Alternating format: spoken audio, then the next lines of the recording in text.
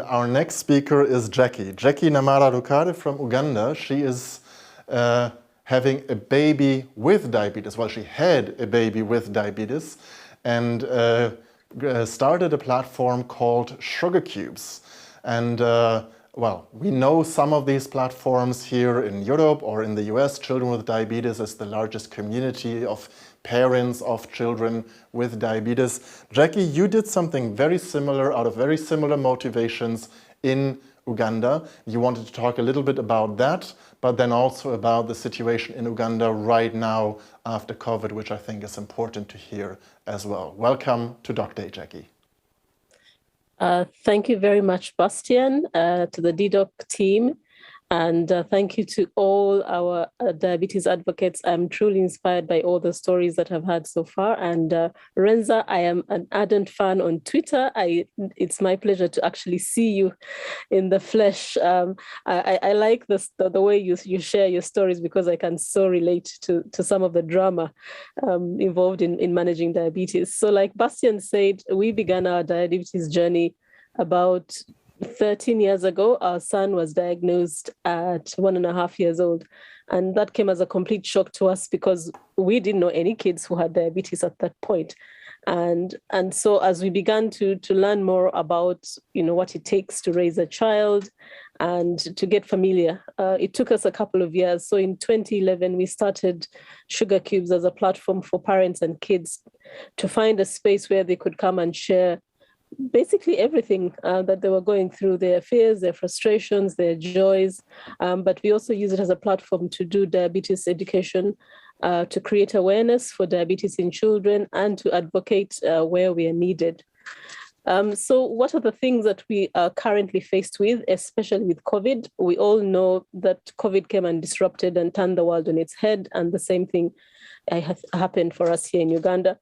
But what we are finding particularly challenging now is that because we have so many of the children who are attending diabetes clinics, which were supported either by the Like for a Child program or the Changing Diabetes in Children program, most of those have not had access. So if you asked me now how many children are at risk or how many children are accessing care and the necessary insulin and strips, I have no idea because we've lost touch with some of them completely. Others obviously are struggling with economic impacts. And what that has forced us to do is to take a more holistic approach about the way we do education and advocacy. It's not enough for me to just tell you how to prevent and how to manage. We now need to even start thinking about how do we encourage the households and the communities around them to participate in some sort of income generating activity that will fund the various consumables and the insulin where free insulin is not available, because it's a hard choice when you have to choose for food from the family or to buy some insulin for your child who has diabetes, and the children with diabetes often lose out in favor of the wider considerations. And we found this conversation was particularly difficult because we even got to a point where, we had families which didn't have food, they didn't have cooking fuel, looking for transport to get strips and insulin out to those who needed it.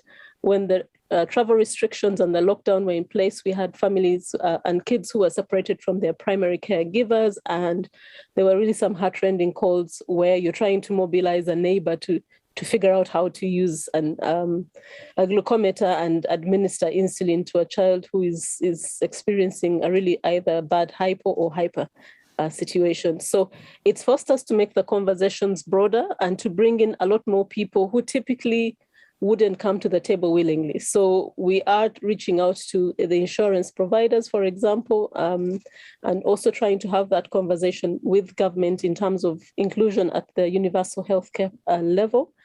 And then appreciating, obviously, that because they're children, what applied and what you needed last year changes from year to year, and so we can't have a standardized one size fits all approach. We have to keep customizing how we present our programs, how we engage with the kids and the families to suit where they are at that particular point in time. The previous speakers have spoken about stigma and discrimination, and this is for me something close to my heart, especially when the kids go to school, making sure that they are not left out of any school activities just because the administration is scared about what might happen, being left out of things like sports activities.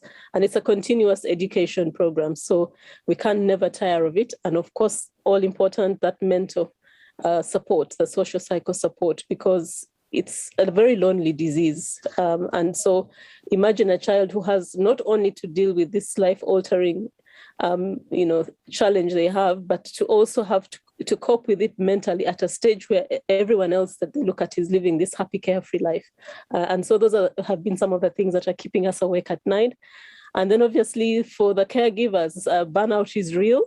And it was lovely for us a weekend ago. We got together with a couple of mums and just had a coffee because we hadn't seen each other in so long. And just to have that time together and just support each other and encourage each other to work together is really important. So the message from us is really that we don't want to see any child dying of diabetes. That's our key mission, to make sure all these kids are growing up healthy and are productive and are leading lives that are as happy as they can be. And hopefully we are making the world know, and particularly the people in Uganda know that, there is a life with diabetes. It's not a death sentence. It's just another thing you live with, just like any other chronic illness. Thank you so much for providing us with this platform to share our story, and I look forward to working with you all. Thank you. Jackie, thank you very, very much for sharing. And I want to say, when I first heard about you and your activity and Sugar Cubes as this NGO that you started over a decade ago, I was primarily just interested in, okay, what do you do? What's Sugar Cubes?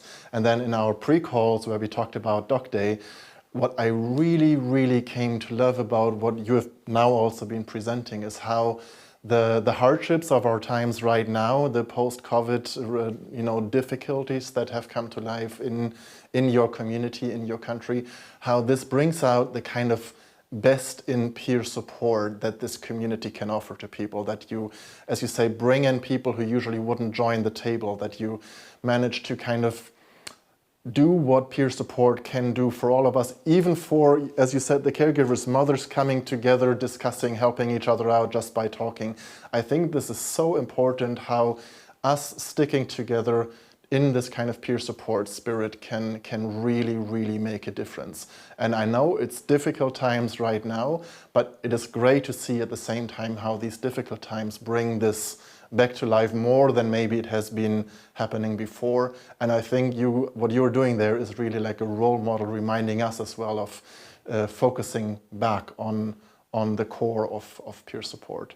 Thank you very, very much. And please reach out, everyone, if you want to know more about Sugar Cubes and Jackie and what they're doing. And Jackie, best of luck in everything that you're doing down there. Thank you, Jackie.